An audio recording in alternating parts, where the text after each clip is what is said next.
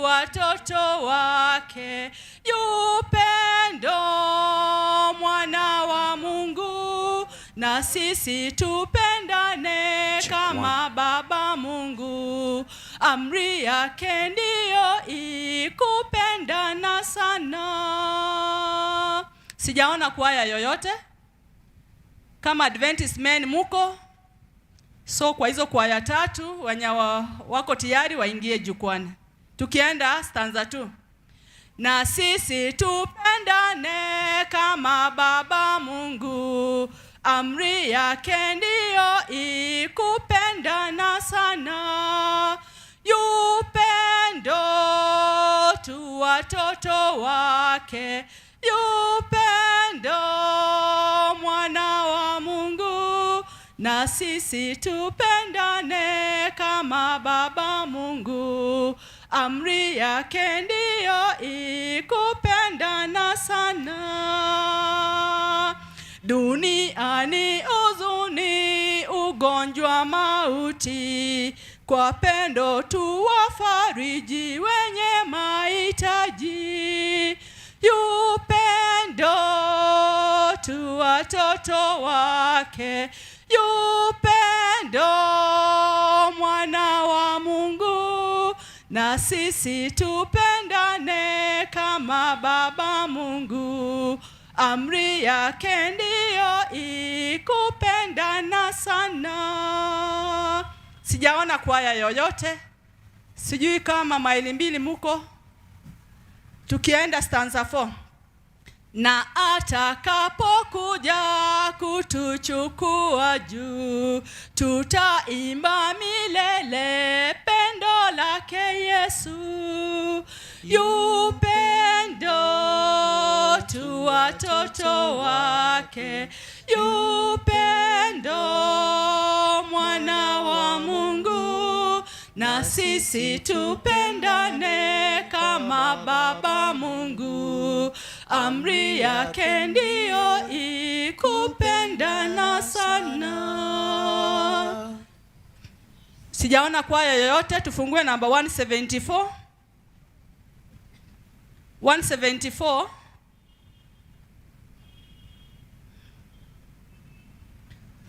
Tusimame tuimbe 174. We know not the time when he cometh.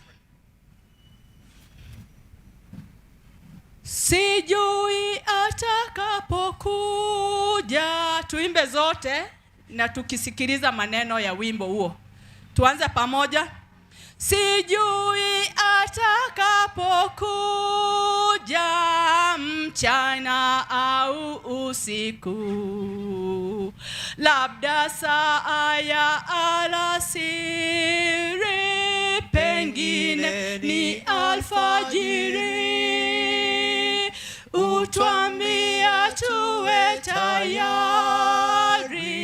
taa zetu tusizime, ili ajapo atukute,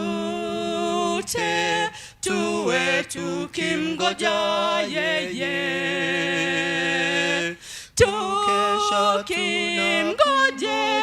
Tukimngojea, tukimngojea,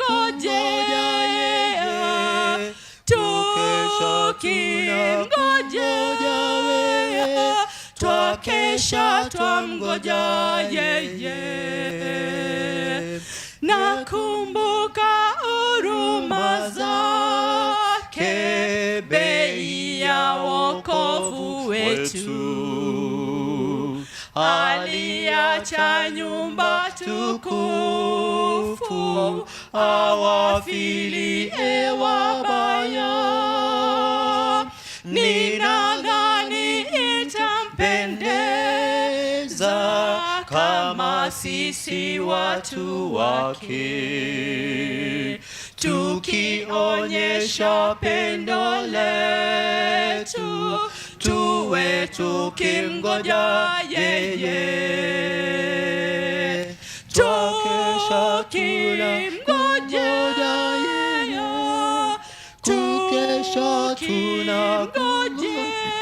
tukimngojea, twakesha tunakungoja yeye, twakesha twangoja yeye. Ee Yesu Mwokozi mpendwa, najua nalihifadhi tumaini la kukuona, la kukaribishwa naye. Ukija kwa watu wengine kama mhukumu wao, kwangu utakuwa rafiki, na kesha na kungojea. Tukesha tunakungojea, tukesha tunakungojea yeye, tukesha tunakungojea, twakesha twamngoja yeye.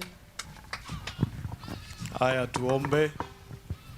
Baba wetu na Mungu wetu mfalme, tunakushukuru sana kwa sababu umekuwa mwema, umekuwa pamoja nasi, na kwa hakika tumeweza kukuona katika maisha yetu kwa njia nyingi, kwa sababu wewe ndio ambao umetusaidia kuwa hai hata siku ya leo. Mungu mfalme, tena jioni ya leo tumeweza kukusanyika katika mahala hapa ili kulisikia neno lako. Mchungaji wako Etienne anaposimama kulileta neno lako, nasema kwamba Mungu mtumie kadri ya uwezo wako na kupitia njia ya Roho Mtakatifu. Mungu, neno hilo tuweze kulisikia, neno hilo liweze kuleta mabadiliko makubwa katika maisha yetu, hata wale ambao wanaotusikiza walio mbali. Mungu, tunaomba sauti hii kwa njia pekee wafikie, na kwa hakika waweze kufanya uamuzi wa kukungoja wewe, kwa sababu hatujui muda, hatujui wasaa wa kurudi kwako. Uwafikie kwa njia pekee wa kukubali na kukubali Yesu kama Mwokozi na kwa hakika kama Mungu wao. Mungu, neno hili litakapotamkwa siku ya leo, naomba kwamba liweze kuyeyusha roho zetu na kukubali kufanya yaliyo mapenzi yako. Tusamehe makosa yetu Mungu, utusamehe na uweze kutukubali katika kiti chako cha enzi. Na katika jioni ya leo tunaomba Mungu msaada wako kwa njia nyingi. Wale ambao wanasikia kwamba mili yao sio sawa kwa sababu ya ulegevu na mapungufu ya kimwili, Mungu, kwa jina la Yesu tumewakabidhi mikononi mwako. Wale ambao kwa hakika hata familia zao, wapendwa wao wako hospitalini, wengine katika nyumba zao, hakika Mungu tumewaombea mema yako na tumehitaji mkono wako wa kipekee uwaponye kwa jina la Yesu.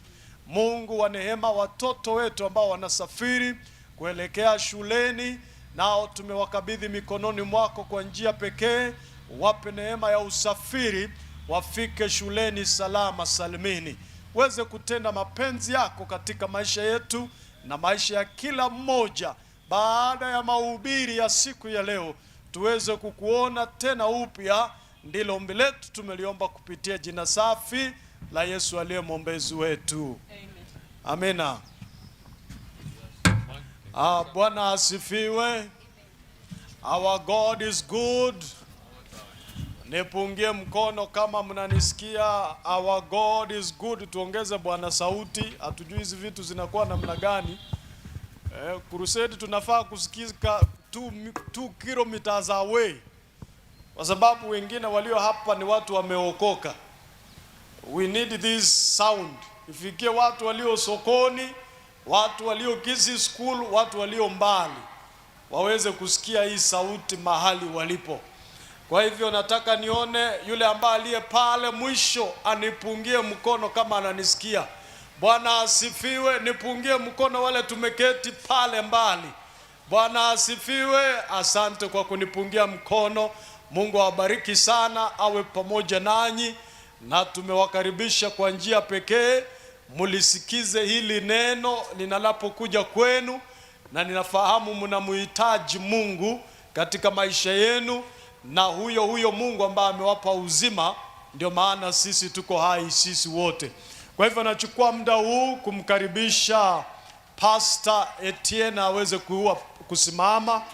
As Pastor comes, we want to welcome him to come up front and speak to us in a very special way.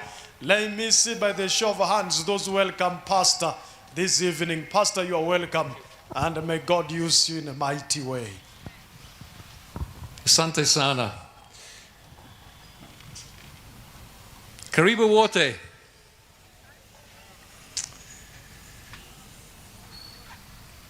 Habari zenu. Mzuri, that's good. Bwana asifiwe. Bwana Yesu asifiwe. Welcome. So lovely to see all your smiling faces. Welcome to the people on this side. Good to see you. Karibu sana, ni furaha kuona nyuso zenyu zenye tabasamu. Walio katika hii sehemu nyingine tumefurahi kuwaona, karibu sana. And then also to the people sitting around the corner there in the nice and the cool, and also under the marquees. It's wonderful to see all of you come out this afternoon. Na walio pembeni pale na kila moja pale, tunashukuru na ni furaha maana mmefanya kuja jioni ya leo. Now we've had some questions. Basi tulishakuwa na maswali. And I spoke on the Sabbath not too long ago. Basi hivi karibuni tu Sabato nilishanena And said if anybody can show me from the Bible starting with Genesis right through to Revelation. Nami nikauliza ikiwa kuna mwenye kunionyesha kutoka kwa Biblia tangia kitabu cha Mwanzo hadi Ufunuo. And they can show one text where Jesus or the apostles changed the seventh day Sabbath to Sunday, the first day of the week, as a worship day. Na afanye kunionyesha mahali ambapo Yesu ama wanafunzi walibadilisha siku ya saba ipate kuwa ndio siku ya kwanza ya juma kama siku ya ibada. I'll give them 1 million shillings. Basi nitawatunuku shilingi milioni 1. So no one has ever yet taken up that offer in many countries around the world. Katika mataifa yote katika ulimwengu hamna mwenye kupokea hizo hela. But there were some questions that in the Bible, isn't there some statements where it says that the apostles are worshiping on Sunday? Basi pana nukuu kwenye Biblia ambazo zinaashiria ya kwamba mitume walifanya ibada siku ya Jumapili. So I want to answer that question. It's a good question. Basi ni swali njema nami nitafanya kulijibu. So in the Bible, in the New Testament, there are only 8 texts, 8 first day texts or Sunday texts. Basi kwenye Biblia katika Agano Jipya mafungu ni 8 ambayo yananena kuhusu Sabato. 6 of them are in the Gospels. Basi mafungu 6 yako katika vitabu vya Injili. And then 2 of them are in the writings of the Apostle Paul. Na mawili ni katika maandiko yake mtume Paulo. So let's go to the ones in the sayings or the writings of the Apostle Paul first. Basi tutaingia kwa yale aliyoandika mtume Paulo kwanza. And we'll go to Acts chapter 20. Basi kitabu cha kwanza ni Matendo ya Mitume sura yake ni 20. And it's a story about Paul. It's written by Luke, who wrote the book of Acts. Basi hii ni hadithi ambayo inamsimulia Paulo na imesha andikwa na Luka. And it talks about Paul preaching. So let's look at Acts chapter 20 and verse 7. Ni Paulo kuhubiri na tutaangalia Matendo ya Mitume 20 fungu ni la 7. So let's just pray as we open God's word. Father in heaven, your word is holy and we need your Holy Spirit to teach us. Basi tutaomba kabla. Baba, wewe ni mtakatifu na unahitaji Roho Mtakatifu afanye kutufunza. Father, just help instruct us, help us understand as we look at your word. We ask in Jesus' name. Tusaidie tuelewe na tunapoangalia katika jina lako, ni kwa jina la Yesu tuomba tukiamini. Amen. Amen. So we read in Acts chapter 20 verse 7. Now on the first day of the week. Basi Matendo ya Mitume 27 hata siku ya kwanza ya juma. When the disciples had come together to break bread. Tulipokuwa tumekutana ili kumega mkate. Paul ready to depart the next day. Paulo akawathubutu. Spoke to them and continued his message until midnight. Akaazimu kusafiri siku ya pili yake, naye akafuliza maneno yake hata usiku wa 8. Now if you remember this story here. Basi kama unakumbuka hii hadithi hapa. You remember that a young man fell asleep. Basi unamkumbuka kijana mwenye kulala. in the window, and when he fell asleep, he fell out and killed himself. pale dirishani, na alipolala alifanya kuanguka na kakufa. And then it tells us the Apostle Paul came out and he raised him from the dead. Na tunaambiwa Paulo alitoka nje na akamwombea na huyu kijana akafufuka. So we see there that after Paul raised this young man Eutychus from the dead, Basi baada ya Paulo kumfufua huyu kijana Yutiko kutoka kwa wafu, it said that Paul was hungry, he ate again, basi Paulo ni mwenye njaa na akafanya kula tena, and then he preached until daybreak.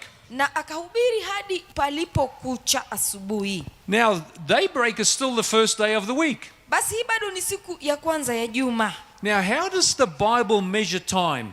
Basi Biblia inapima aje muda? How do the Jews measure time? Wayahudi wanapima aje muda? Well, the Bible starts with in Genesis chapter 1. Basi Biblia inaanza hivi katika Mwanzo sura ni ya kwanza. It said, and it was evening and morning the first day. Basi siku ya kwanza ni pakawa giza na mchana. So the way time is measured in the Bible is that when the sun sets, that's the beginning of the next day. Basi katika Biblia jua linapotua, basi hiyo ndio kuanza kwa siku. Evening becomes first and then day comes second. Basi jioni inatangulia na mchana inakuwa ndio ya pili. So we see then the second day, it was evening and morning the second day. Basi siku ya pili pakawa jioni na pakakucha, hiyo ndio siku ya pili. And so also for the third day, fourth day, fifth day, and so on. Vile katika siku ya tatu, ya nne, tano na kuendelea. So God's people in the Old Testament, the Sabbath started on Friday night sunset. Basi watu wa Mungu katika Agano la Kale, Sabato ilifanya kuanza siku ya Ijumaa jua linapotua. So when the sun sets Friday night, the seventh day starts. Basi jua linapotua siku ya Ijumaa, basi Sabato imeshaanza. So when would the seventh day then stop? Basi siku ya saba itakamilika lini? When the sun sets Saturday night. Basi wakati ambapo jua linatua, siku ni ya Sabato usiku. Well, Saturday night is followed by Sunday, or the first day of the week. Sabato usiku inafuatwa na Jumapili ambayo ndio siku ya kwanza ya juma. But the way the Jews and the Bible reckons time, when the sun sets on Saturday night, the first day of the week starts that evening. Basi sawia na Wayahudi ya kwamba jua linapotua siku ya Ijumaa, hiyo ndio basi Sabato imeshaanza. So when we read now on the first day of the week when the disciples came together to break bread, Paul was preaching until midnight. Basi Paulo ni mwenye kuhubiri hadi usiku wa manane, wanafunzi walipokuja kwa ajili ya kumega mkate. Paul started preaching after sunset Saturday night. Basi ni mwenye kuanza kuhubiri baada ya jua kutua Sabato jioni. And he preached from Saturday night through till midnight Saturday. Basi ni mwenye kuhubiri tangia Sabato usiku hadi tena Sabato usiku wa manane. So it's not even Sunday the way we reckon time from midnight to midnight. Basi hata si Jumapili namna ambavyo sisi tunatambua muda ya kwamba ni kuanzia usiku wa manane hadi usiku wa manane. But some people say, well, it's Sunday, although they're wrong. Basi wengine wanasema hakika ilikuwa Jumapili, hatujui kama wameotea. And the fact that they were breaking bread indicates that they were having a communion service, the Lord's Supper. Basi ni wazi ya kwamba wakimega mkate ni kwamba walikuwa na meza yake Bwana ambayo ilikuwa ni ushirika. Or what you call Passover here. Ambayo sisi hapa ni kuita siku ya Pasaka. Because they were breaking bread. Maana wao walifanya kumega mkate. But I'd like to point out in Acts chapter 2, so 18 chapters earlier. Basi ningependa tuangalie pia katika Matendo ya Mitume ambayo ni sura ya pili ambayo tunatangulia sura 18. That they were actually breaking bread daily. Hakika wao walifanya kumega mkate siku baada ya nyingine. So the fact that they're breaking bread daily doesn't mean that they've isolated one day of the week to break bread. And breaking bread can mean just to eat. Basi wao ikiwa walikuwa wanabega mkate si kwamba ni siku tu moja ya juma na si kwamba wanabega kwa ajili ya kula. Okay, let's go to the second text then. Hopefully that's clear. Basi tutaenda katika fungu la pili na taraji ya kwamba hiyo imekuwa wazi. 1 Corinthians chapter 16 and verse 2. Wakorintho ya kwanza sura ni ya 16 fungu ni la pili. People say here, see, what we have here is a worship service on the first day of the week. Basi watu ni wenye kusema wanafanya ibada katika siku ya kwanza ya juma na wameona na kusikia. Now is the Apostle Paul changing the worship day from Sabbath to Sunday here? Let's read it. Basi ya kwamba mtume Paulo amebadilisha siku ya ibada kutoka Jumamosi hadi Jumapili. Hebu na tusome. Okay, 1 Corinthians chapter 16 verse 2. Wakorintho ya kwanza 16 fungu ni la pili. On the first day of the week, let each of you lay aside something, Siku ya kwanza ya juma kila mtu kwenu na aweke akiba kwake, storing up as he may prosper, kwa kadiri ya kufanikiwa kwake, that there be no collection when I come. ili kwamba michango isifanyike hapo nitakapokuja. Now, is Paul taking up an offering in the church? Basi ni Paulo mwenye kupeleka matoleo kanisani? No, he's saying that each one of you, while you're at home, lay something aside Basi anasema kila mmoja unapokuwa pale nyumbani umpate kutenga mchango. Paul is fundraising for the needs of the church. Yeye ni mwenye kufanya mchango kwa ajili ya mahitaji kadha wa kadha kwa kanisa. And he says every week put something aside so when I come there's not a big collection. Basi anasema kila juma weka kitu kando ili msifanye mchango ninapofika pale. No mention of a worship service, simply about laying some money aside when you start the work week. Haneni kuhusu ibada, lakini anasema kutenga pesa kando ili ziweze kutumika katika hilo juma. So those are the two first day texts or Sunday texts, what they call Sunday texts in outside of the Gospels. Basi hiyo ndio kifungu ambacho ni cha Jumapili ambayo iko nje ya Injili. So let's look at the others very quickly. Let's go to Matthew chapter 28 and verse 1. Basi kwa haraka tutaangalia vingine, na ya kwanza ni Mathayo 28 fungu ni la kwanza. Matthew 28 verse 1, and we read, Mathayo 28 fungu ni la kwanza, na tutasoma. now after the Sabbath. Hata Sabato, So Jesus has died Yesu ameshakufa, and they're still calling the seventh day the Sabbath. na bado wao ni wenye kuita siku ya saba Sabato. It says, as the first day of the week began to dawn, Basi ilipopambazuka siku ya kwanza ya juma, Mary Magdalene and the other Marys came to see the tomb where Jesus was buried. Mariamu Magdalena na Mariamu yule wa pili walikwenda kulitazama kaburi. No change of the day of worship. They're still calling the seventh day the Sabbath. We know that Jesus was raised on the first day of the week, which is Sunday. Basi hawakubadilisha siku, na unajua bado wanaita Sabato, na tunajua Yesu alifufuliwa siku ya kwanza ya juma ambayo ni Jumapili. Okay, let's sequentially go to the next gospel, Mark chapter 16. Basi kwa mtiririko tutaenda katika Injili ambayo inafuata, na ni kitabu cha Marko sura ni ya 16. So also the last chapter of the book of Mark, Mark chapter 16 and verse 1 and 2. Ni ya mwisho, sura ni ya mwisho, Marko 16 fungu ni la pili. And it's talking about the same story as in Matthew 28 verse 1. Basi hadithi ni ile ile iliyo katika Mathayo 28 fungu ni la kwanza. It says, now when the Sabbath was past. Basi hata Sabato ilipokwisha. What was past? The Sabbath, that's right. Sabato.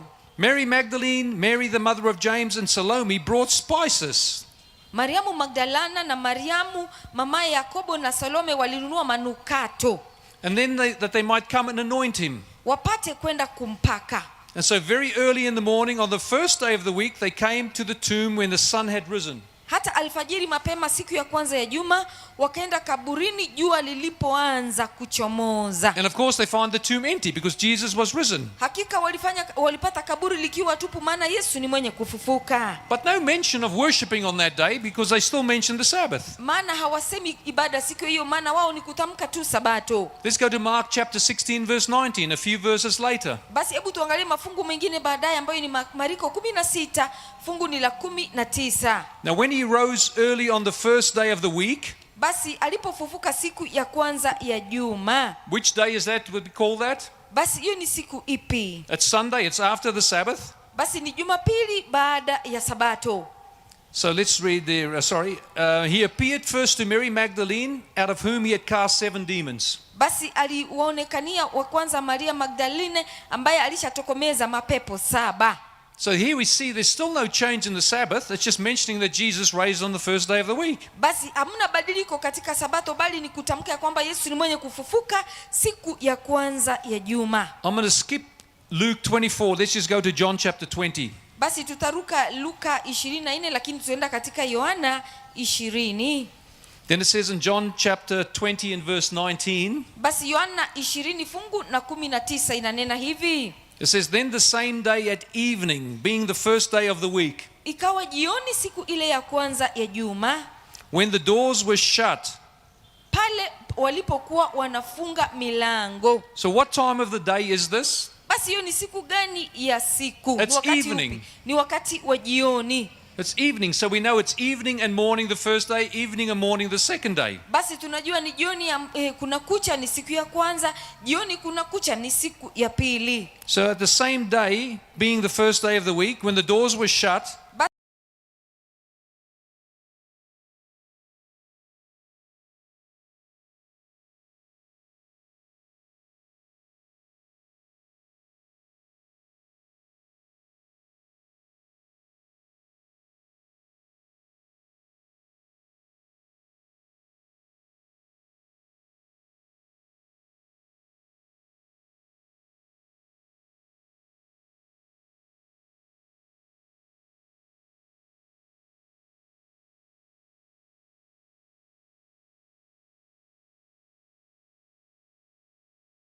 Jesus stood and came in their midst and said, said to them, "Peace be with you." Basi Biblia inatamka hivi ya kwamba Yesu akasimama katikati akawaambia amani iwe kwenu. So that's the first time they actually see Jesus, all the apostles see Jesus at one time. Basi huo ndio wakati ambapo mitume wakiwa pamoja ni wenye kumwona Yesu. And after his resurrection. Na ni baada ya kufufuka kwake. So they still didn't believe. They'd heard some of the testimonies of Mary, they heard some of the testimonies of the angels, but they still had not seen Jesus after his resurrection. Bado walikuwa hawajamuona Yesu baada ya kufufuka, basi hawakuamini ushuhuda wake Mariamu, ushuhuda wao malaika.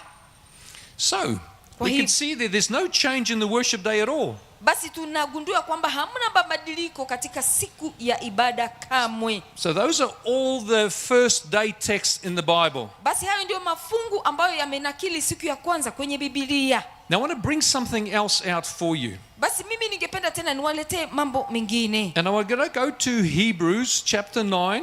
Basi kitabu ni cha waraka wa Ibrania. This is giving us a little bit more insight. Basi itatupa mambo mengine tena kwa kina. And we're going to look at what the Bible says. Basi tutatazama Biblia inasema nini. It talks about the fact that when someone dies and they have a testament, basi ni wazi ya kwamba mtu anapokufa, like a last will and testament, so what's going to happen with their estate? Basi wanapokuwa na kumbukumbu ya mwisho, nini itatendeka? That the testament only comes into force after the person dies. It's not enforced before they die. Basi inakumbukwa tu kabla ya yeye kufa. Okay, so let's look at that verse 16. Hebrews chapter 9 verse 16. Waibrania sura ni ya 9, fungu ni la 16. It says, "For where there is a testament, maana agano la urithi, there must also of necessity be the death of the testator." Maana agano la urithi lilipo, lazima iwepo mauti yake aliyelifanya. For a testament is in force after men are dead. Maana urithi utekelezwa baada ya mtu kufa. Since it has no power at all while the testator lives. Alina nguvu panapo mtu kuwa na uhai. Okay, so keep that in mind. If someone has made a covenant or a testament, it comes into effect when someone dies. Basi kama mtu ni mwenye kutengeza agano la urithi, litafanya tu kazi pindi tu amesha kufa. So let's go to Galatians chapter 3 verse 15. Basi tuingie katika kitabu cha Wagalatia. So we're just going a little bit deeper here. Galatians chapter 3 verse 15. Wagalatia 3:15. And the apostle Paul tells us, na mtume Paulo ananena haya, "Brethren, I speak in the manner of men." Ndugu, ninanena katika lugha ya binadamu. Though if it's only a man's covenant, ya kwamba ni agano tu la mwanadamu, yet if it's confirmed, lakini linapothibitishwa, no one annuls or adds to it. hamna mwenye kuongeza ama kuondoa. Okay, so follow this. A covenant or a testament is confirmed when? Basi agano ama urithi itikiwa lini? It only comes into effect after the death of the testator. Baada ya yule mwenye kuandika afe. So if Jesus wanted to change the seventh day Sabbath to the first day of the week, he had to have done it before he died. Basi kama Yesu ni mwenye kusudi la kubadilisha siku ya saba ipate kuwa siku ya kwanza, angefanya kabla ya kufa kwake. Because after he died, no one can change it. Maana baada ya yeye kufa hamna mwenye kubadilisha. So it's very clear from the scriptures here that if Jesus had to change the seventh day Sabbath, he would have had to change it beforehand, put it in place, And then when he confirmed that covenant by his death, it would come into effect. Basi ni wazi kwamba ikiwa Yesu ni mwenye kubadilisha siku ya ibada, angefanya hivyo kabla ya kufa ili anapofufuka ipate kufanya kazi. So we go a little bit deeper. But did Jesus change the commandment for the seventh-day Sabbath before he died? Basi Yesu alibadilisha amri kabla ya yeye kufa. Now we're going to go to the book of Luke. Luke chapter 23. Basi tutaingia kitabu cha Luka, na hiyo ni Luka 23. And we'll look at the very last verse of that chapter. Luke chapter 23. Basi ni sura ya mwisho ambayo ni Luka fungu la mwisho Luka 23. Jesus had just died. Yesu ameshakufa. It's Friday evening and the Sabbath is coming. Ni jioni ya Ijumaa na Sabato inawadia. And it says there in verse 56, and they returned and prepared spices and fragrant oils. Fungu la 56 inasema wakarudi wakafanya tayari manukato na marhamu. They being the women.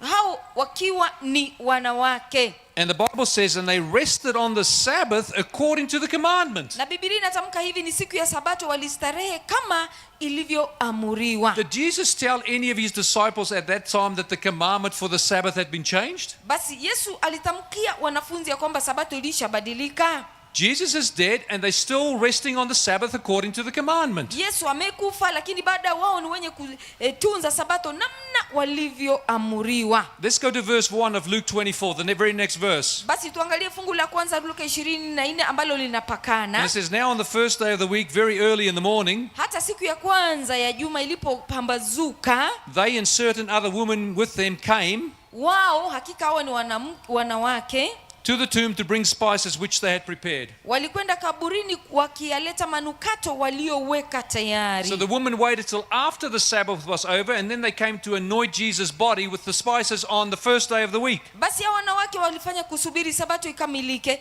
ili walete manukato kwa ajili ya kumwekea Yesu siku ya kwanza ya juma. So according to the Bible, there is no change to the Sabbath law anywhere in scriptures. Sawa sawa na Biblia, hamna kubadilisha Sabato ilivyo katika maandiko. It is a man-made institution. Basi ni binadamu wenye kufanya hayo. So our call is that you honor the God of the Sabbath, the Lord of the Sabbath. Basi tupate kumwabudu na kumheshimu Mungu wa Sabato. Trust God and obey him. Mfata kumwamini Mungu na kumtii. Don't follow the teachings of men, follow the teachings of God. Usifuate mafunzo ya binadamu bali fuata mafunzo yake Mungu. So I hope that sort of makes it clear in regards to Sunday text and Sabbath text and what the Bible actually says about that. Nataraji tumeelewa kuhusu Jumapili na Sabato mafungu yaliyo katika Biblia. But thank you for your questions. Please send some more questions in. We'll be happy to answer them. Asante kwa maswali na mtaendelea kuuliza ili tutafurahi katika kuyajibu. So our subject this evening is a very important subject. Basi mada yetu jioni ya leo ni mada ya muhimu sana. It is Antichrist part 1. Basi mpinga Kristo sehemu ni ya kwanza. Matter of fact, as we study Antichrist, Basi tunapojifunza kuhusu huyu mpinga Kristo, we will discover when and how the Sabbath was changed from Saturday, seventh day of the week, to Sunday, the first day of the week. Who did that? basi tutagundua namna ambavyo Sabato ilibadilishwa kutoka siku ya kwanza ya juma hadi siku ya saba ya juma hadi ya kwanza, na tutajua ni nani mwenye kufanya. But many people are curious about Antichrist. Lakini ni wengi ambao wanajiuliza kuhusu huyu mpinga Kristo. People have produced horror movies, written books about it, even video games. Watu wameshatengeza sinema na kuandika vitabu na hata michezo ya video. The topic of the Antichrist is a source of intrigue and mystery for many people. Basi hii mada ya mpinga Kristo ni mada ya maulizo na pia ni mada ya kumbukumbu nyingi katika watu. So many Christians believe the Antichrist will be a political figure at the end time. Basi Wakristo wengi wanaamini ya kwamba huyu atakuwa ni jamaa wa kisiasa nyakati za mwisho.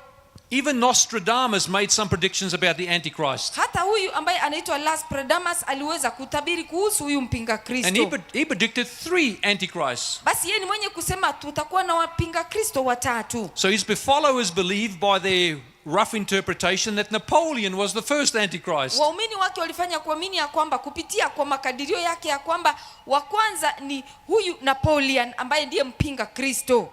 And they believed that Hitler was the second Antichrist. Wakamwamini Hitler kuwa wa pili. And the third one is yet to come, na watatu wanafanya kumsubiri, and they call him by a mystical name Marbus. na wanamwita kwa jina la ajabu ambayo ni Mabus. So with such a wide range of views, Basi pana maoni kadha wa kadha. can Antichrist be identified accurately? Basi huyu mpinga Kristo tunaweza kumtambua vilivyo?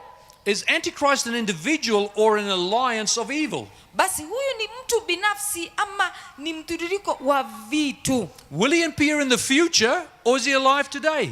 Ataonekana siku za usoni ama huyu mpinga Kristo yu hai sasa hivi? Now I remember during COVID in Australia we had lockdowns. Melbourne, the big city, was locked down for 5 months. Basi pale Australia msimu wa corona pakawa na kufungiwa, utoki nje. Kuna jiji ambalo linaitwa Melbourne ambalo liliweza kufungwa katika miezi 5. And then when the lockdowns were released, when everybody started getting the vaccines, Basi walipofunguliwa na kila mtu ni mwenye kupokea chanjo, you were restricted. Unless you had a vaccination passport, there's certain places you couldn't go in. basi ilikuwa ya kwamba kama hujapata cheti cha chanjo hauwezi kwenda sehemu fulani, And in certain places you could not buy and sell things. na kuna mara ambapo ungeruhusiwa kununua wala kuuza. So I had some Christians tell me that this must be the mark of the beast, Basi Wakristo wengine ni wenye kunongoneza kwamba uende kawa ndio alama ya mnyama, because there was some sort of type of no buy, no sell. maana palikuwa na amri ya kwamba hamna kuuza wala kununua. So I said to them, Basi mimi nikanena pamoja nao, if you think that's the mark of the beast, tell me who the beast is. basi kama mnasema ya kwamba hiyo ndio alama yake mnyama, hebu niambie mnyama ni nani? And they didn't know. Lakini wao hawakujua. I said, so if you don't know who the beast is, how can you tell me what his mark is? Basi kama umtambui mnyama utasemaje alama ni nani? So the Antichrist has a role to play. Basi huyu mpinga Kristo ana sehemu, And he'll be very active in the final events of this world's history. na atakuwa mweledi sana wakati ambapo historia ya ulimwengu inazidi kufunga ukurasa. And the Bible tells us that the whole world will wander after the beast or the Antichrist. Basi Biblia ni yenye kusema kwamba ulimwengu mzima ni wenye kustajabu kwa ajili ya huyu mnyama. So how do we make sure that we don't form part of those people who are deceived and follow the Antichrist? Basi tutajuaje kwamba sisi si baina ya wale watu ambao ni wenye kudanganywa na kumfuata huyu mpinga Kristo? He will obviously be very popular. Basi mumeshasikia hili ambalo linatambulikana. If the whole world was going to follow him, Basi ikiwa ulimwengu mzima utamfuata, which suggests to me if people knew that this was the Antichrist, they would not follow him. basi ni wazi ya kwamba ikiwa watu walimfahamu kuwa mpinga Kristo, hakika hawangemfuata. So the true Antichrist will be misidentified by the whole world. Basi huyu mpinga Kristo hatapata kutambulikana na ulimwengu mzima. But what does the Bible say about the Antichrist? Basi Biblia inatamka nini kuhusu huyu mpinga Kristo? You know, the term Antichrist is only mentioned in 4 passages in the Bible. Basi hili neno mpinga Kristo limeshatamkwa mara 4 tu kwenye Biblia. All of them are written by the Apostle John. Yote yamenakiliwa na mtume Yohana. And all of them happen in his epistles, 1st and 2nd epistle of John. Basi ni katika barua zake Yohana, ambayo ni barua ya kwanza na ya pili yake Yohana. So let's go to 2nd John chapter 1 and verse 7. Basi kitabu ambacho tutaingia ni Yohana ya pili, waraka Yohana ya pili, fungu ni la kwanza, sura ni ya kwanza, fungu ni la 7.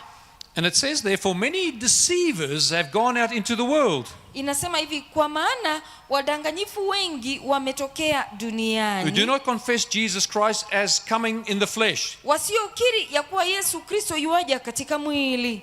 This is a deceiver and an antichrist. Huyu ndiye yule mdanganyifu na mpinga Kristo. But if you look at the other areas, like 1 John chapter 4, we won't go there. Basi unapotazama sehemu zingine ya kwanza, waraka wa Yohana ya kwanza, lakini hatutaenda pale. The term antichrist is used to portray a false teacher or deceptive power. Basi mpinga Kristo anaashiria yule mwalimu muongo ama nguvu za uongo. And it tells us that it corrupts the faith within the church. Basi ni yenye kuharibu imani iliyo kwenye kanisa. But what does the term antichrist really mean? Basi ili neno mpinga Kristo lina maana ipi? It means instead of Christ, Basi ni badala ya Kristo, or in the place of Christ. ama ni kuchukua nafasi yake Kristo. Now the first being that ever wanted to put himself in the place of Christ Basi ya kwanza ni kwamba huyu ni mwenye kujiweka katika sehemu yake Kristo. was the devil himself when he was still Lucifer. Basi huyu ni ibilisi mwenye kujiweka katika hiyo sehemu alipokuwa bado Lucifer. He wanted the worship that belonged to the Son of God. Alitaraji afanyiwe ibada namna ilivyokuwa na mwana wake Mungu. And he continues to oppose the Son of God and misrepresent him here on this earth. Na yeye ni mwenye kuendelea kumpinga mwana wake Mungu na kumwashiria visivyo katika ulimwengu. You will actually see that it is he who actually gives the seat and the power and authority of the Antichrist to him. Ni yeye mwenye kumpatia nguvu na mamlaka na kiti yule mpinga Kristo.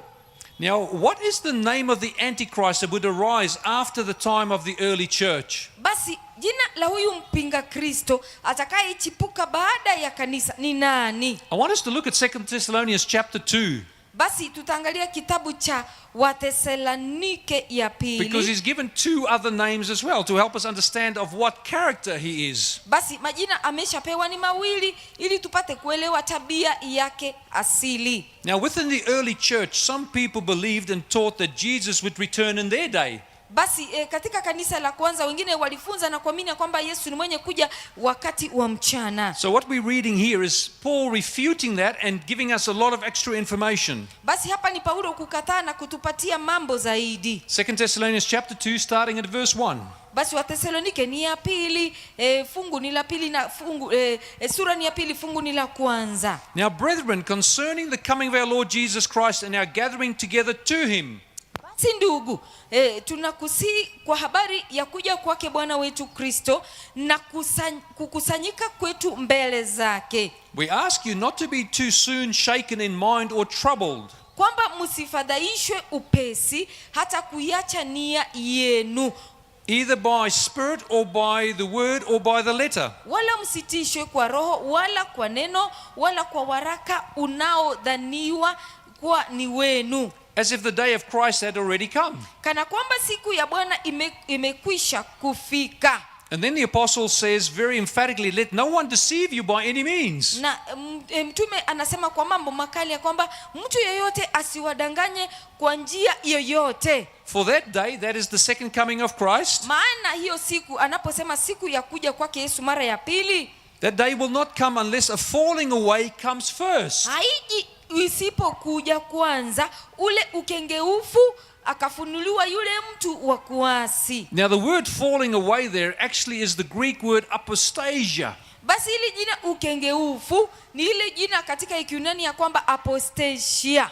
The word apostasia actually means to apostatize. Basi ile jina ni kwamba kukataa, kusimama dhidi ya. There will be an apostasy in the church of God. Basi patakuwa na uasi katika kanisa lake Mungu. The church will fall away from the truth. Kanisa litaanguka kutoka kwa ukweli. So before Christ comes, there will be a falling away. Basi kabla ya kuja kwake Kristo watu wataanguka.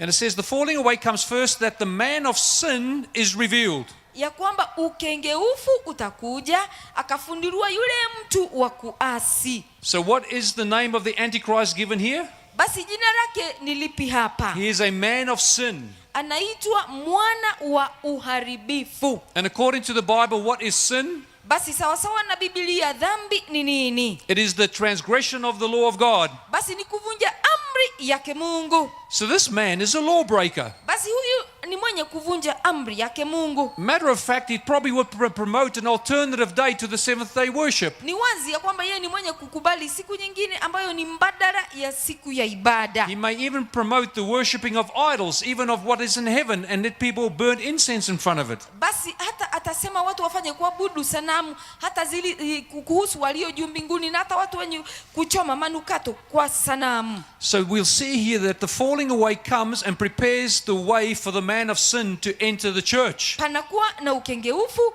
kisha yule mtu wa uharibifu ni mwenye kuharibu kanisa. But in this text, he's named by a second name. Basi pia hapa katika hili fungu jina lake tena la pili lipo. He's called the son of perdition. Basi anaitwa mwana wa ukataa, mwana wa kukataa. So the son of perdition, that word is only used twice in the Bible. Hili neno limeshatumika tu mara mbili kwenye Biblia. Do you know who's the other person that used that term, the son of perdition? Ni nani mwenye kutumika hili neno mwana wa kukataa? Jesus uses this term, the son of perdition. Basi Yesu ni mwenye kulitumika. And who is it that he calls the son of perdition? Ni nani huyu? It's one of his disciples. Basi ni mmoja wa wanafunzi wake. one of his disciples named Judas. ambaye kwa jina anaitwa Yuda. And you'll find that text in John chapter 17 and verse 12. We won't go there, but just make a note of it. Basi imo katika Yohana 17 fungu na 12, hatutasoma lakini utanakili. Now Judas was one of the 12 disciples. Huyu alikuwa miongoni wa wale wanafunzi 12 Yuda. He followed Jesus for 3.5 years. Alifanya kumfuata Yesu miaka 3.5. The son of perdition was found within the inner circle of Jesus Huyu Christ. mwana ukengeufu ni mwenye kupata katikati ya wanafunzi. So what is the Apostle Paul trying to tell us here? Basi mtume Paulo ananena pamoja nasi nini pale? Is it possible that the Antichrist will be found within the inner circle of Christianity? Yawezekana kwamba mpinga Kristo atapatikana katikati ya Wakristo. Did this son of perdition, which is Judas, Ambaye ni mwana ukatili, ambaye ni Yuda, did he come and betray Christ with a punch yeye ni mwenye kumsaliti Kristo kwa kumpiga or with a kiss? ama ni kwa busu?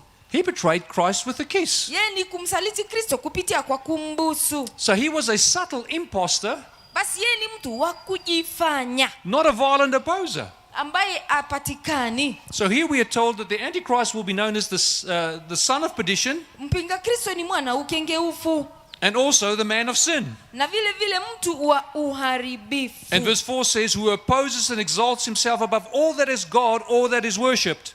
Fungu lene linasema yule mpingamizi ajiinuae nafsi yake juu ya kila kiitwacho Mungu na ama kuabudiwa. So in other words, he takes the worship away that really belongs to God and he directs it towards himself. Basi ni mwenye kuchukua ibada ambayo inastahili Mungu na kuielekeza kwake yeye. Who was the first Antichrist to do that? Basi ni nani mpinga Kristo wa kwanza kufanya hayo? Satan desired worship. Ibilisi alitamani kuabudiwa. And he sets up a man or a succession of men here on earth who want to receive worship in some way or another. Basi katika mtawalia amemteua mtu ambaye pia ni mwenye hamu ya ibada. So Antichrist sits as God in the temple of God. Basi huyu mpinga Kristo anaketi sawa na Mungu katika hekalu lake Mungu, showing himself that he is God. akijionyesha ya kwamba yeye ndiye Mungu. So, Kwa hivyo we see the falling away reveals the man of sin. basi tunaona ukengeufu unamleta yule mwana wa uharibifu, The great Antichrist would exalt himself ambaye ni mpinga Kristo mwenye kujiinua, and be involved in breaking and disregarding the law of God, the 10 commandments. naye anajiingiza katika kuvunja amri yake Mungu ambazo ni amri zile 10.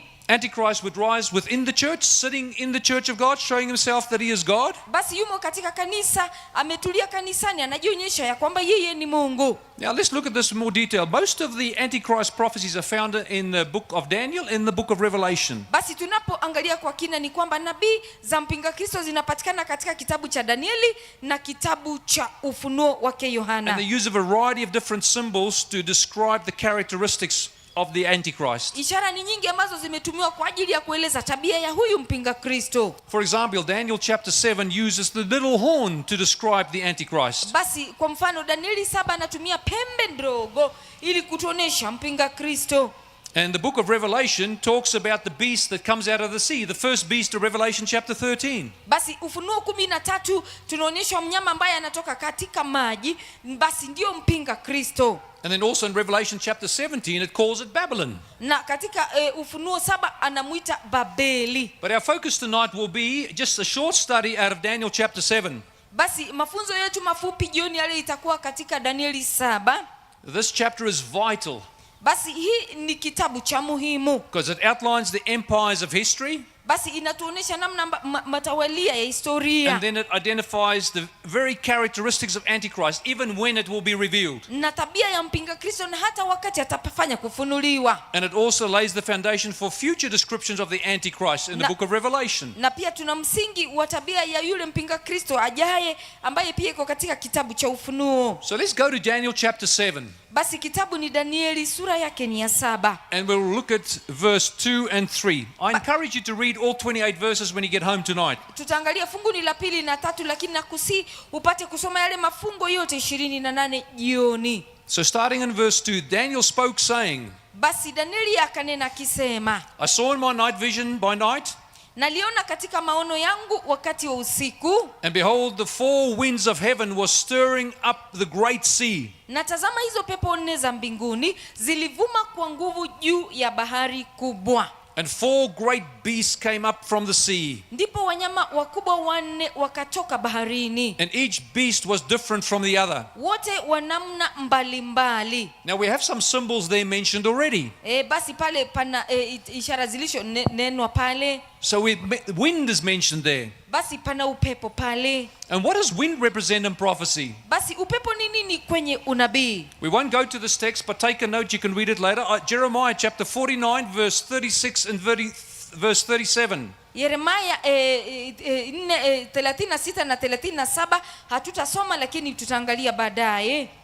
Okay, and there it tells us that it represents strife, destruction and war. Basi upepo ni vita ama ni kujaribu binafsi.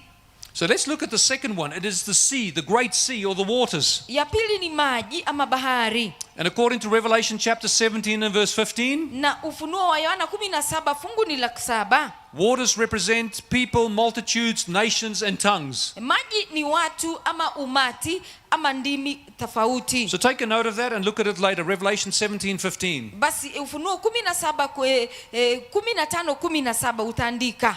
Now the third one that's mentioned there is a beast or beasts, 4 beasts. Basi ya tatu iliyotamkwa pale ni wanyama ama wanyama 4. Well, we're in the book of Daniel chapter 7, so let's look at some interpretations there. Daniel chapter 7 and verse 17. Basi tutaangalia tafsiri iliyo katika Danieli 7:17.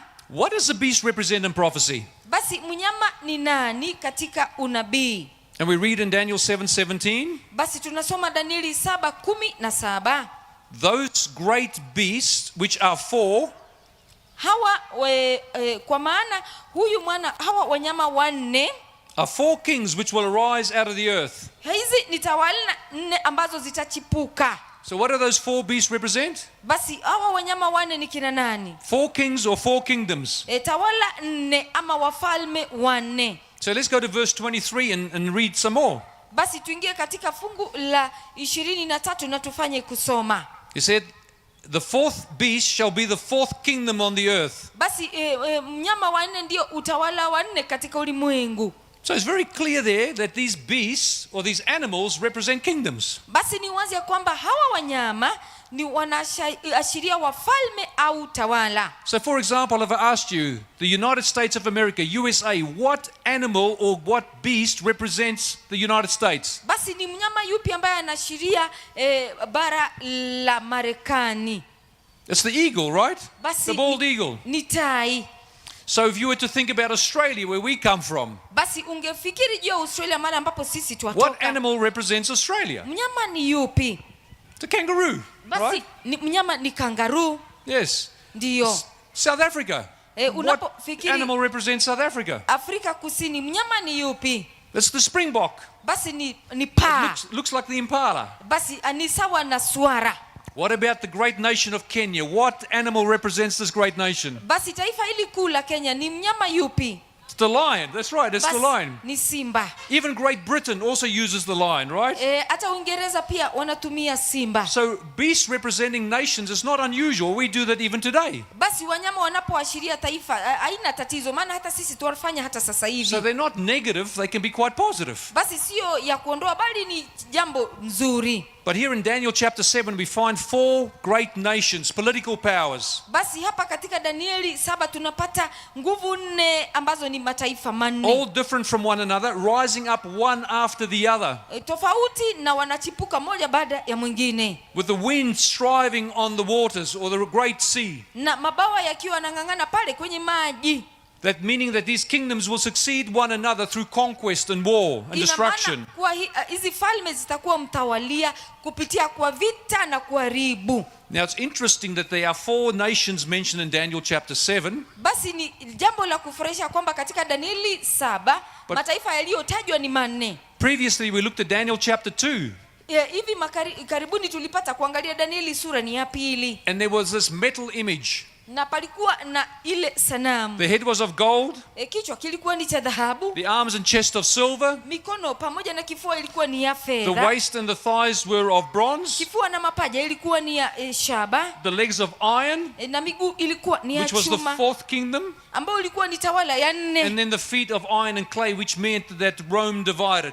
Vidole vilikuwa ni vya chuma pamoja na udongo, ina maana kuwa tawala imesha katika. Now here we see a parallel prophecy covering the same time period. Basi hapa pia tunaona unabii sawia na huo ambao tena ni kipindi kile. But now instead of using metals, it's using beasts or animals. Sasa badala ya kutumia vyuma tunatumia wanyama au mnyama, To illustrate ili tuweze kujua the link between the two prophecies, the fourth beast of Daniel 7 has iron teeth. basi unabii, na katika Danieli 7 yule mnyama wa 4 ana meno ya chuma, And it's called the fourth kingdom in Daniel chapter 7 verse 23, as we just read before. na Danieli 7:23 ambayo tulishasoma ni kwamba anaitwa ufalme wa 4. And in Daniel chapter 2, the fourth kingdom mentioned Na katika Danieli 2 huo ufalme wa 4 ambao unanenwa has iron legs. vile vile miguu yake ni ya chuma. So these four kingdoms are the same. It's Babylon first, Basi hizi tawala ni sawa, ya kwamba ya kwanza ni Babeli,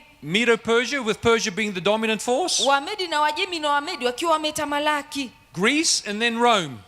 Wayunani kisha Rumi. So what beast is used to represent the kingdom of Babylon? Basi mnyama ni yupi ambaye anaashiria utawala wake Babeli? Daniel chapter 7 and verse 4. Basi Danieli 7:4, The first beast was like a lion, mnyama wa kwanza alikuwa sawia na simba, but an unusual simba. lakini ni simba asiye wa He kawaida. had great wings like an eagle. Alikuwa na mabawa sawia na tai, And I watched till his wings were plucked off. na mabawa yake alipofanya kung'olewa, It was lifted up from the earth and made to stand on 2 feet like a man. alinyanyuka kutoka kwa maji kwa ardhi na kusimama na miguu miwili sawia na binadamu, And a man's heart was given to it. na akapata kupatiwa moyo wa binadamu. Now, if you were to go and look at some of the architecture that they used in Babylon, Basi unapotazama michoro ambayo walishatumia pale there were Babeli, lions all over the walls and even winged lions. palikuwa na simba katika kila kuta, na wale simba walikuwa na mabawa. So it's a very fitting symbol for Babylon. Basi ni kitu cha muhimu sana na ishara katika Babeli. So what animal is then used to represent the kingdom of Medo-Persia, the next one to follow? Basi utawala ambao unafuata Wamedi na Wajemi, mnyama ni yupi mwenye kutumika? Daniel 7 verse 5. Basi Danieli 7 fungu ni la 5. And suddenly another beast, a second, like a bear. Basi mnyama wa pili ambaye ni sawa na dubu, And it says it was raised up on one side. alikuwa ni mwenye kunyanyuka sehemu moja, And it had 3 ribs in its mouth between its teeth. alikuwa na mifupa ya mbavu katika kinywa chake katikati ya meno. And they said thus to it, arise, devour much flesh. Basi wakamnenea kwamba inuka upate kule nyama kwa So wingi. you can see the warfare and destruction there with the devouring of the flesh of the previous animal. Basi unaona hapa analeta uharibifu anapokula na kuharibu. So the Medes and the Persians were a coalition government. Basi Wamedi na Wajemi walikuwa na serikali ya mseto, But it was lopsided because the Persians were much stronger than the Medes. alikuwa ni mwenye kuegemea, maana Wamedi walikuwa ni kaidi ama wathabiti zaidi ya Waajemi. But this bear had 3 ribs in its mouth. Lakini huyu dubu alikuwa na vipande vitatu vya nyama ya mabavu katika kinywa chake, Indicating that it had eaten another beast. ya kwamba alishakula mnyama mwingine, And that beast actually had 3 big provinces. na huyu mnyama mwingine ni mwenye idara 3. So we had Babylon, Lydia, and Egypt. Those were the 3 that he devoured. Hizo alizoangamiza ni 3: Babeli, Lydia pamoja na Misri. So that's why they lopsided, and that's why they're 3 ribs. Ndiposa ana hivi vipande vitatu, na ndiposa tena ni mwenye kuegemea. Accurately fulfilled in the second beast. Basi ni sawa na inalingana pamoja na yule mnyama wa pili. Let's go to verse 6. Hebu tuende katika fungu ni la 6. Which animal represents the third kingdom, the kingdom of Greece? Basi ni mnyama yupi ambaye anaashiria ufalme wa 3? Ni mnyama ama ni tawala ya Wayunani. After this I looked, and there was another like a leopard, Basi nikatazama na nikaona mwingine sawa na chui, which had on its back 4 wings. ambaye katika mgongo wake alikuwa na mabawa 4, And this leopard also had 4 heads. na vile vile alikuwa na vichwa 4, And dominion was given to it. na utawala ukampokezwa. So it actually conquered the Persians and the Medes. Basi walifanya kutamaraki wa Medi na And we Wajemi. know that happened in 331 AD in the Battle of Arbela. Basi tunajua yalitendeka katika mwaka wa 331 katika vile vita vya Abela. Now the 4 wings Na- represent a very fast attacking empire. Basi haya mabawa ya 4 yanaisharia kiongozi ambaye ni mwendo wa kasi. Alexander the Great of the Greeks conquered the world in a very short period of time. Basi Alexander mkuu ambaye ndio kiongozi wa Yunani aliweza kuhimiri na kushaimiri katika muda mfupi sana. He died at a very young age, about the age of 30, Basi alikufa akiwa mchanga katika umri wa miaka 30, weeping in a drunken stupor that there was nothing left to conquer. akiomboleza na kulia na upumbavu, maana alijua hamna kitu tena cha kutamalaki. And then he died, and there was 10 generals who fought amongst themselves for his kingdom. Basi ni mwenye kufa na akida 10 walifanya vita kwa ajili ya kutaka kumrithi, And then only 4 generals remained, na akida 4 ndio wenye kusalia. and their names Ptolemy, Seleucus, Cassander, and Lysimachus. Kwa majina wanaitwa Ptolemy, na wa pili anaitwa Seleucus, mwingine Kasanda, na wa mwisho ni Lysimachus. So that's why it had 4 heads. Basi ndiposa vichwa vinakuwa 4. And the 4th kingdom is Rome, pagan Rome. Na ufalme wa 4 ni wa Rumi ya pagani. It's symbolized by a powerful creature with iron teeth and 10 horns. Huyu ni mnyama mkuu ambaye ana meno ya chuma pamoja na pembe 10. So what do the 10 horns represent on this 4th beast? Basi hawa pembe 10 wanaashiria nini katika huyu mnyama wa 4? Let's go to verse 24 and find out. Basi tutaingia katika fungu la 24 ili tupate kujua. It says the 10 horns are 10 kings. Na habari zile za pembe 10 katika ufalme huo ni wale wafalme 10. And these 10 kings shall arise from Rome, this kingdom. Na hawa watachipuka katika tawala yake Rumi. And then it tells us another shall arise after them. Na mwingine ataondoka baada ya hao, He shall be different from the first ones, naye atakuwa mbali na hao wa kwanza, and shall subdue 3 kingdoms. naye atawashusha wafalme 3. So just as we looked in Daniel chapter 2 previously, Namna tulivyoangalia pale awali katika Danieli sura ni ya 2, where the iron legs of Rome divided into iron and clay feet, mara ambapo miguu ya chuma ya Warumi ilipata kugawanyika ikawa ni miguu ya chuma na udongo, and 10 toes, na vidole 10 vya mguu. now we find the parallel of 10 horns in Daniel chapter 7. Basi tunapata sawia katika Danieli 7 ya pembe 10. But pay careful attention. It arises out of the 4th kingdom, which is Rome. Basi hebu kuwa makini, maana ni yenye kuchipuka katika ufalme wa 4 ambaye ni Rumi. So it's very clear that a horn represents a kingdom. Basi ni wazi ya kwamba hii pembe inaashiria utawala. These are the same nations we see nowadays in Western Europe. Hizi ndizo taifa ambazo tunaziona katika Europa Magharibi. So the Western Empire of Rome was conquered, well, not so much conquered, it actually disintegrated and was taken over by the barbarian tribes. Magharibi ya Rumi iliweza kunyakuliwa na makabila ya Babeli. The barbarian tribes like the Anglo-Saxons became the English. Ambao sasa walikuwa Anglo-Saxon, sasa wamesha kuwa Uingereza. And we have the Franks, for example, they became France. Tuko na Wafaransa pale. But let's look at it. What did Daniel see coming up amongst those 10 horns? Basi kati ya zile pembe 10 Danieli aliona nini tena? Let's look at verse 8. Basi tutazame fungu ni la 8. And I was considering the horns. Nikaziangalia sana pembe zake. And there was another horn, Na tazama pembe nyingine ikazuka kati yao. a little one, Nayo ilikuwa ndogo, coming up among them, ambayo ilizuka kati yao, before whom 3 of the first horns were plucked out by the roots. ambayo mbele yake pembe 3 katika zile za kwanza zikang'olewa kabisa. And in this horn Na tazama katika pembe hiyo were eyes like the eyes of a man, mulikuwa na macho kama macho ya mwanadamu, and a mouth speaking pompous words. na kinywa kilichokuwa kikinena maneno makuu. Now from this part of Daniel chapter 7 onwards, Na basi katika hii sehemu ya Danieli 7 tunapoendelea, the judgment and the little horn is the focus of the rest of the chapter. basi hukumu ya pembe ndogo ndio kiini katika sura nzima. So let's look at that a little bit in detail. Hebu tuangalie tena kwa kina. There are 10 identifying marks for this little horn. Basi ili tupate kujua huyu pembe mdogo, pana vipengee 10 vya kumjua. And this little horn Na huyu pembe ndogo, na hii pembe ndogo is the Antichrist power. Just about every denomination agrees that the little horn represents the Antichrist. basi ana nguvu za mpinga Kristo, namna ilivyo na kila dini ndogo ambazo zina nguvu za mpinga Kristo. Okay, let's go through this quickly. Clue number 1, it arises out of Western Europe. Basi ya kwanza ni kwamba anachipuka kutoka Europa Magharibi. So it's a little horn is seen amongst the 10 horns coming up out from among them. Basi ni pembe ndogo ambayo inaonekana kati ya zile pembe 10 ambayo ni yenye kuchipuka. And it rises out of the head of the beast, the fourth beast. Basi anachipuka kutoka kwa kichwa cha yule mnyama wa 4. That's in verse 8. Basi fungu ni la 8. So this information provides us with a geographical location of where to expect the Antichrist power to be. It'll be in Europe. Basi tunamtaraji huyu mpinga Kristo apate kuwa katika maeneo gani? Anapatikana pale Europa. Clue number 2.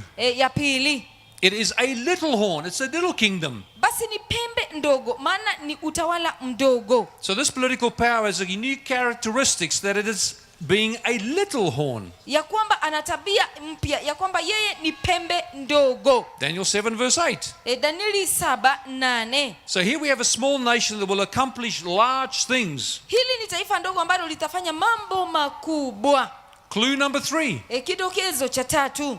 It arises after the 10 tribes of Western Europe are established, because the 10 horns are there first and then it comes up after them. Anakuja baada ya tawala 10 zimesha kita mizizi. Daniel 9:24, and another shall arise after them. Basi Danieli 9:24 ya kwamba mwingine atachipuka baada yao. And it tells us that the final 10 horns were established in AD 476. Ya kwamba hawa walishatengezwa katika mwaka wa 846 So if we baada ya kuzaliwa kwake Yesu. So if we are to look for this Antichrist power, it will have to be after 476 AD. Basi ili umpate ni baada ya mwaka wa 476 baada ya kuzaliwa kwake Yesu. Clue number 4. Basi ya 4. It overcomes 3 political powers as it rises to prominence. Basi inaangamiza tawala 3 inapokuja kwenye mamlaka. In verse 8, the Bible says that 3 of the original 10 horns were plucked out by the roots. Basi katika fungu la 8 Biblia inasema kwamba pembe 3 zikafanya kung'olewa kabisa. Which means we won't be able to find them on the map anymore. Ni kwamba sisi hatutazipata tena kwenye ramani. So it will overcome 3 of the tribes in Europe. Basi watamalaki kabila 3 pale Europa. On its way to dominance. Basi anapoingia kushika usukani. And 3 of these original kingdoms had been removed by 538 AD. Na hizi tawala 3 zilishaondolewa katika mwaka wa 538 baada ya kuzaliwa kwa Kristo. So this kingdom then would come to power and prominence around 538 AD. Basi zitaingia katika usukani katika mwaka wa 538 baada ya kuzaliwa kwa Kristo. Clue number 5, it is different from the other 10 powers. Basi kidokezo cha 5 ambacho ni tofauti na vingine. The 10 tribes of the Western Europe were all secular political powers. Basi haya makabila 10 ni makabila ya kidunia. The little horn was unique. There was something different about it compared to the other Ni horns. tofauti na pembe zingine. Clue number 6. Ya 6. He would have a man at his head who would speak for it. Basi atakuwa na kinywa ambacho kitanena. So although the power is a political entity, it would have eyes like a man. Basi haijalishi ya kwamba nguvu ni za kisiasa, lakini macho ni ya binadamu. We see that in verse 8. Basi fungu ni la 8. So the man would be the focus of its power and would be the absolute spokesman. Basi binadamu ndio kiini cha nguvu na ndio mwenye kunena. Clue number 7. Basi kidokezo cha 7. It will speak blasphemies against God. Basi ni mwenye kutamka maneno ya kufuru dhidi yake Mungu. Let's look at verse 25. Basi tuangalie fungu ni la 25. The power delves into the religious realm, Basi hizi nguvu zimo katika mambo ya dini. speaking pompous words against the Most High. Na yeye ni kunena kinyume cha aliye juu. Clue number 8. Basi kidokezo cha 8. It would persecute God's people. Ni wenye kutesa watu wake Mungu. It tells us in verse 25 that the little horn power Basi katika fungu la 25 ya kwamba hii pembe ndogo would persecute the saints of the Most High. atatesa watakatifu wake Mungu. So we're looking for a power who's responsible for the deaths of faithful Christians. Basi ni nguvu ambazo zitafanya Wakristo wengi wapate kufa. Clue number 9. Basi kidokezo cha 9. It will be a power for 1,260 years. Basi ni wenye kushikilia usukani katika miaka 260. Daniel chapter 7 and verse 25. Danieli 7:25. It tells us this power rules for a time, times, and half a time. Na nguvu hizi zenye kudhibiti kwa wakati na nyakati mbili na nusu wakati. Now we can compare Daniel chapter 7 verse 25 Tutalinganisha Danieli 7:27 with Revelation chapter 12 verse 6, na Ufunuo 12 fungu ni la 6, and also in Revelation chapter 13. na Ufunuo 13. It will talk about 40 months. Na tunanenewa kuhusu miezi 44, We'll talk about 1,260 days. siku 1260. But in Daniel chapter 7 verse 25 it talks about time, times, and half a time. Na katika Danieli 7 fungu la 25 inanena kuhusu wakati, nyakati mbili na nusu wakati. A time is 1 year. Basi wakati ni mwaka mmoja. Times is plural, that's 2 years. Nyakati mbili ni miaka miwili. And half a time is half a year or 6 Na months. nusu wakati ni mwaka nusu ama miezi 6. So we're looking at a time period of 3.5 years. Basi wakati ambao tunaotazamia ni miaka 3 pamoja na nusu. Now, based on the 30-day calendar used in the ancient scriptures, Basi tunapotumia kalenda ya zama zile, 3.5 years is 1,260 days. miaka 3 na nusu ni sawia na siku 1260. And as we looked at previously, in prophecy, a day represents a year. Basi katika unabii tulipotazama ni kwamba siku ni sawa na mwaka. We get that principle from other prophecies, like in Ezekiel chapter 4 and verse 6. Hiki kipengee tunatoa kutoka kwa unabii, kwa mfano Ezekieli sura yake ni ya 6. And also the 40-year prophecy in Numbers chapter 14 and verse 34. Na unabii ulio katika Hesabu 14 fungu ni la 4.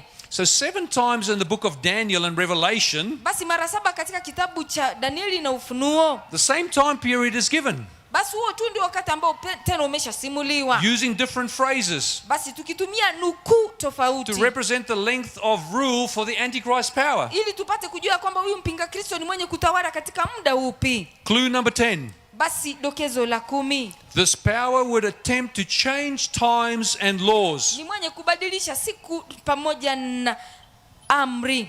So in our search for the identity of the Antichrist, Basi ninapotazama kumjua huyu mpinga Kristo ni nani, we would need to discover which power would attempt to alter times in connection with law. basi tutaka kujua ni nani huyu mwenye kubadilisha nyakati pamoja na sheria. So I think we've gone far enough. So tomorrow night we'll investigate those facts a little bit further. Basi kesho tutapata kuangalia hayo mafungu kwa kina, So we can go through all those identifying marks and clearly identify who the Antichrist is. ili tupate kujua zile ishara na tupate kumtambua kwa wazi mpinga Kristo. You will see the impact this power has had on the world, Basi tutaona mguso alio nao katika ulimwengu, and look at some practical tips how to respond to the upcoming deceptions of the Antichrist. ili tupate kujiandaa vilivyo katika kujua ule muongo anapokuja. But from this evening's presentation, there's 3 points I would like you to take away. Basi katika mafunzo ambayo tumeshakuwa nayo jioni ya leo, ningependa mjue mambo matatu.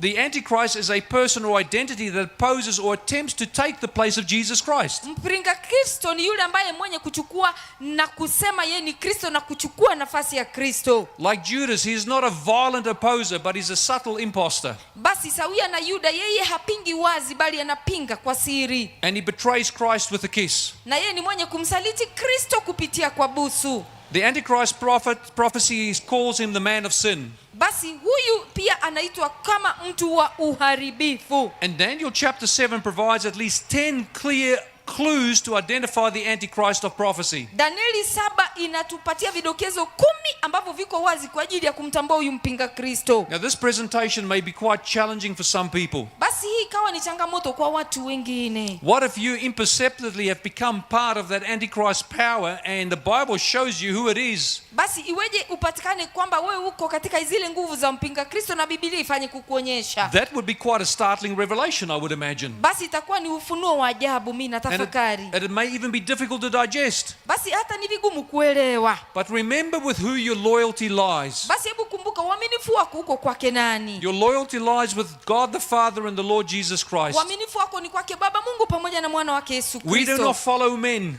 Hatuhitaji kufuata binadamu. Men are not to replace God. Binadamu wasichukue nafasi yake Mungu. They are not the final authority. God is the final authority and the author for truth. Wao sio wenye kusema wa mwisho, bali ni Mungu, na Mungu ndio mwenye chanzo cha ukweli. So the challenge to you would you be willing to accept the truth of the word of God? Basi changamoto ni kwako jamani, uko karibu kwa ajili ya kupokea ukweli wake Mungu. Even if it means that you need to make changes in your life. Haijalishi kwamba unahitaji kufanya mabadiliko katika maisha yako. Or maybe even changes in your church and find another church. Mabadiliko katika kanisa ili upate kanisa lingine la kufanya ibada kwayo. This will be a testing truth for you. Basi itakuwa majaribu ya kujua kama umekubali ukweli. But it is a truth that God has given for this time. Lakini ni ukweli ambao Mungu ni mwenye kutupa nyakati hizi. Because the kingdom of heaven is at hand. Maana ufalme wa Mungu u karibu. And the Lord wants to make sure that you are not deceived in the great end time deception. Na Bwana ni mwenye kuhakiki kwamba usifanye kudanganywa katika hizi nyakati za mwisho za uongo. Jesus has said, you shall know the truth and the truth will set you free. Yesu ni mwenye kusema kwamba utafanya kujua ukweli na ukweli utakuweka huru. Will you follow the Son? Will you follow the truth? Basi utamfuata mwana, utafuata ukweli. Because the Bible says that if the Son set you free, you will be free indeed. Biblia inasema ikiwa mwana ni kukuweka huru, hakika utapata kuwa huru. So we just want to follow Jesus. Kwa hivyo sisi tunaamini kumfuata Yesu. And the Gospel of John chapter 10. Na Injili iliyo katika Yohana 10. Jesus says, sheep I have.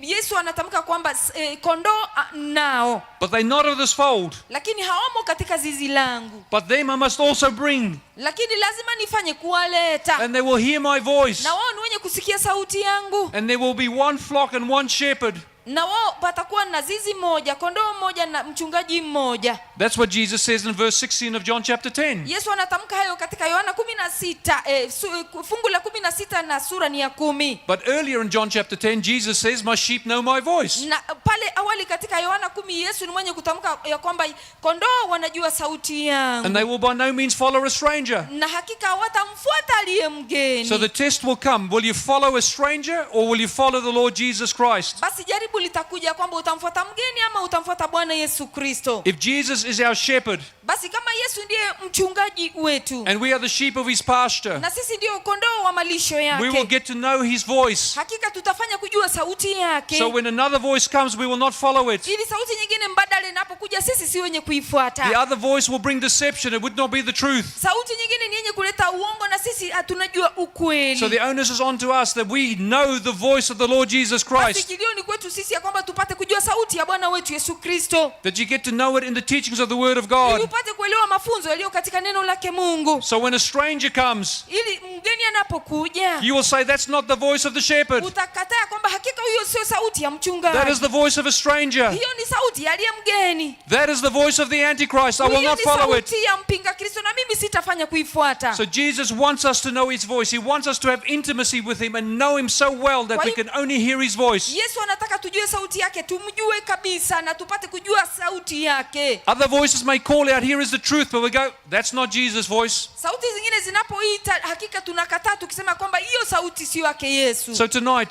will you rise and stand and say, yes, I want to know Jesus' voice so well that I will by no means follow a stranger. Basi ujioni leo utanyanyuka na uitike useme hakika mimi nataka kujua sauti yake Yesu na sitafuata sauti nyingine Or ila fall for the deceptions of the Antichrist. ama nipate kuanguka katika mafunzo yake mpinga Kristo. It's an important matter. Basi ni mada iliyo ya muhimu. It's a matter of life and death. Ni mambo ya kifo ama uhai. It's a voice that leads you either to the kingdom of God Ni sauti ambayo itakuelekeza katika ufalme wake Mungu, or a voice inspired by Satan which leads you to perdition. ama sauti yake ibilisi ambayo itakuelekeza katika maangamizi. If it's your desire to follow the Lord Jesus Christ's voice with all your heart, please stand with me. Basi kama ni nia yako kufuata sauti yake Mungu, tafadhali na Yesu, hebu inuka pamoja nami. And please come to the front as we normally do, and we can close with prayer. Tafadhali kuja hapa mbele ilivyo desturi yetu ili tumalize na ombi. We are so grateful Tunashukuru sana that God gives us the opportunity to know him intimately. maana Mungu ametupa fursa ya tupate kumjua kabisa. That when the teachings of Jesus come to you Ili mafunzo yake Yesu yanapokuja kwako and you hear it, na upate kusikia. You can say, yes, that's Jesus' voice. Utaitika na useme naam, hiyo ni sauti yake I will Yesu. follow that voice. I will believe what he teaches because I've been studying the scriptures. Mimi nitafuata hiyo sauti na kufanya kuamini mafunzo, maana nimekuwa nikisoma mafungu. And when a stranger comes claiming to be a substitute for God on earth, Na mpinga Kristo anapokuja na kusema yeye ndio sehemu ya Mungu, and they say, we have the truth, na ni kusema kwamba wana ukweli, you can say, I corner. utakataa. Because that is not the voice of Jesus. I will not follow that voice. Maana hiyo sio sauti ya Yesu, nami sitafanya kuifuata. So is there anybody here this evening that would like to have a little card given to them so they can fill out questions? Basi pana yote hapa ambaye anahitaji kadi ndogo ili pale pana maswali. We've only answered one question so far. There's probably many questions we would love to answer. So if you would like to ask some questions, Basi tumejibu tu swali moja na najua pana maswali mengi. just raise your hand and we'll give you a little card and you can fill it out and give it to us, and we hope to answer it maybe tomorrow or the night after. Utanyanyua mkono na tutakupa kadi na tutajibu Yeah, we got one here. maswali Thank you. kesho Thank you. ama Thank you, kesho brother. kutwa. Pana mmoja. Blessings Asante to you. ndugu.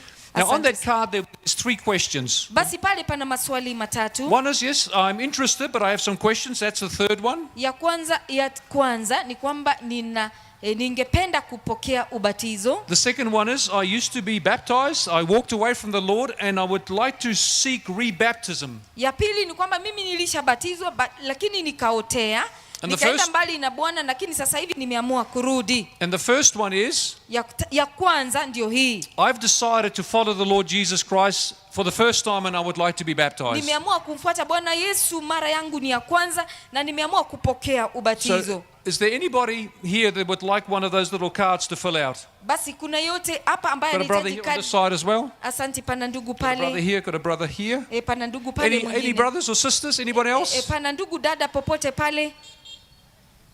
Okay, I can't see. Can you see any other hands there?